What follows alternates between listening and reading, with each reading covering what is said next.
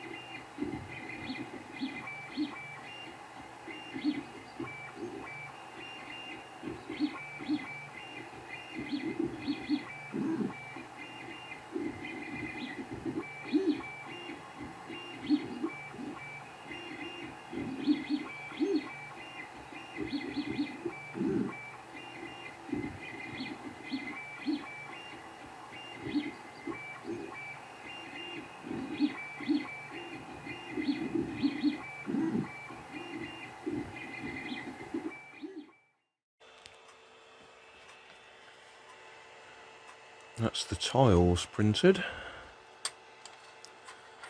I actually printed them with sprue between them to hold them together. I just had an idea that they might actually lift up while they were printing and make a mess. So we need to cut them apart now.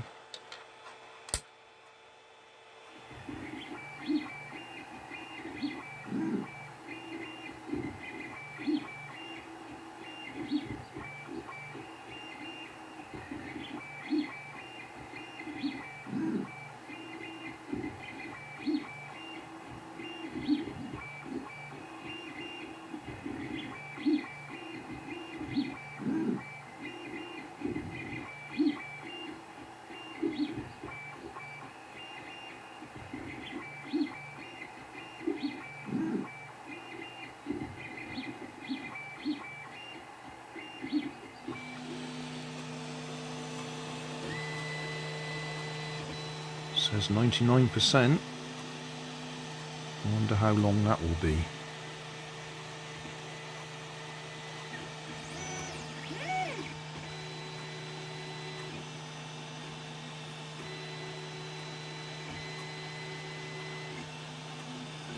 This is the top. So we did the tray, or the bottom, the pieces, and now the top. I've made it pretty thin, just to save on a filament.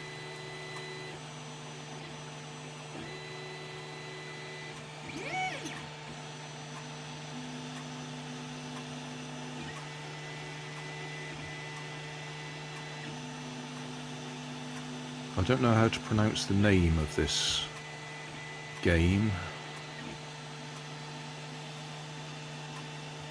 Phun, Khun, I think it is. Fun Kun.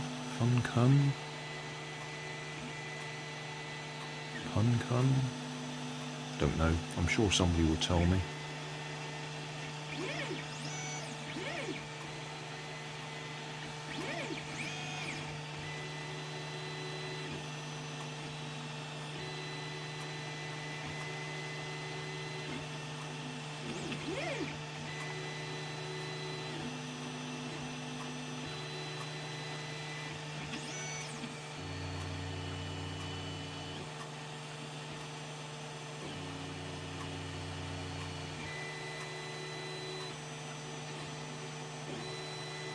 Come on, 99% you said. You must be nearly finished.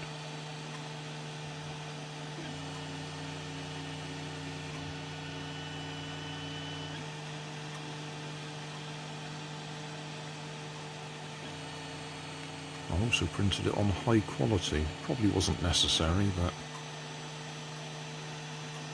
it was going to be a long print anyway, so I thought, yeah, we'll just leave it overnight.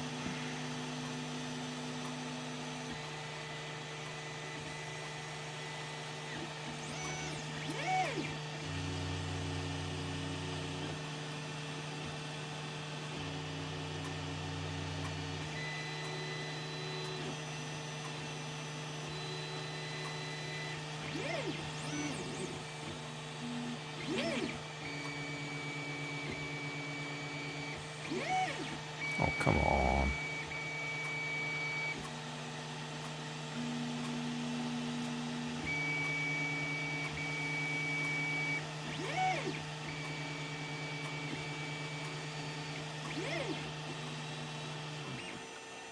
Yes.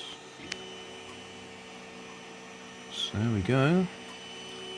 That's the top. A little bit stringy. And I'm probably running it a little bit hot. I'd rather do that and get it all melted nicely together rather than have it going stringy and falling apart. Anyway, we'll come back in a few minutes when it's cooled down.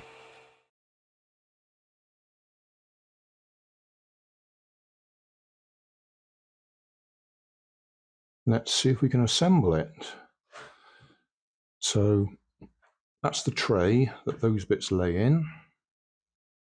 That's the cover, which when it's not in use will fit on like that. And when it is in use, it will fit on that way round.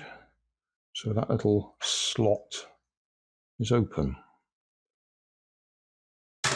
So these bits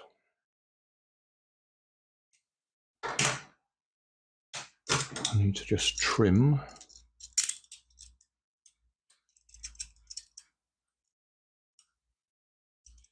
I didn't need to print it with these bits on it, the little sprue connectors, but my experience of printing lots of small pieces like that is one piece tends to break loose while it's printing, and that ruins everything.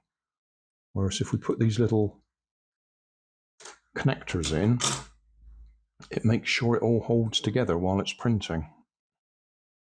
They all support each other.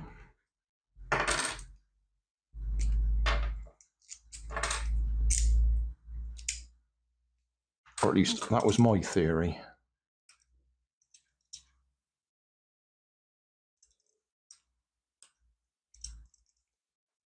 You can probably do this with a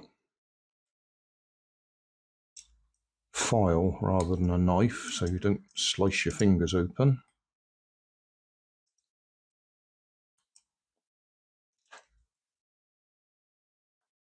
And I'm using my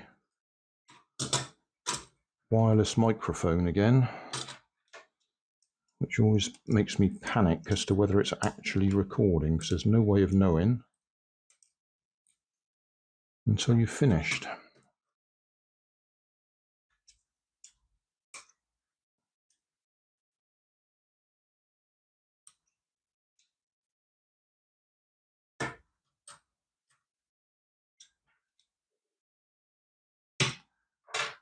There is a specific layout for these to start with. I'd have to have a look and try and work out what it is.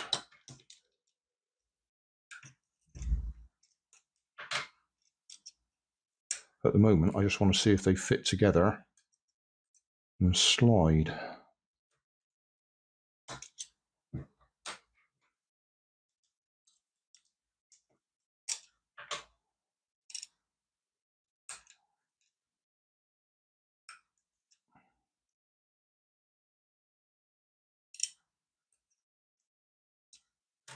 Which is why it's important to cut these little bits off again, otherwise it will jam when they're supposed to be sliding.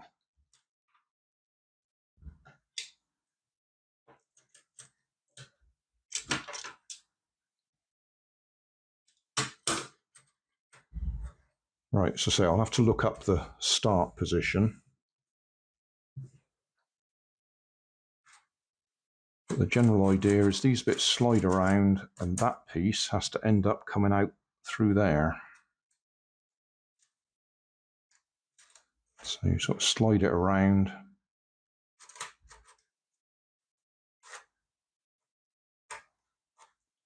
Until you can actually get it out.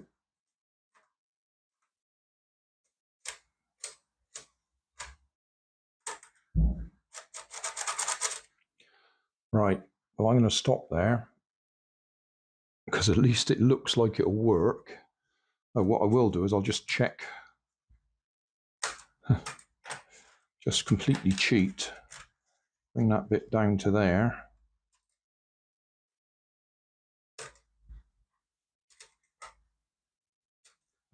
Just so we can make sure it slides out. That's what's supposed to happen. So that's good. That part's okay. These bits don't slide out because they're deeper. That bit's a bit thinner, so it slides out. And then when you're not playing with it, put a rubber band around it or something. That holds it all in place. So thank you, Just4Fun. You gave me a few hours of fun there to design it. I'll now have to watch your video again and find out how to actually crack it. Thanks for watching. If you want more information, check down below in the video description. If you like this video, you might like this one up here. And if you want to subscribe, you can check out my channel over here. Up here is my latest video on my channel, and down here is a video playlist associated with the video you've just watched. Thanks again for watching.